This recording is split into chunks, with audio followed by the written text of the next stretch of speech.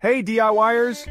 Today I'm going to walk you through the step-by-step process of installing your miter saw stand. Whether you're a seasoned pro or a weekend warrior, this guide will help you get your saw set up in no time. First, let's start with the basics. Make sure you have all the components laid out and ready to go. You'll need your miter saw stand, the saw itself, and any bolts, screws, or washers that came with your stand. Got everything? Great. Step 1. Assemble the stand base. Follow the manufacturer's instructions to attach the legs and cross supports.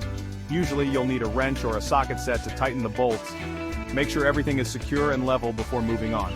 Next, let's mount the miter saw. Place the saw on the stand, aligning it with the pre-drilled holes. Use the provided bolts and washers to secure the saw to the stand. Tighten them down firmly, but be careful not to over-tighten and strip the threads. Now attach any additional supports or extensions. Some stands come with adjustable wings or supports for longer materials. These can be a real game changer for larger projects. Make sure everything is level and locked in place. Finally, double-check all your connections. Give the saw a gentle shake to ensure it's firmly attached and stable. Safety first, folks, and there you have it. Your miter saw stand is now ready for action. Remember, always follow the manufacturer's guidelines and safety recommendations. Thanks for watching and happy cutting. Don't forget to like, subscribe, and hit that notification bell for more home improvement tips and tricks. See you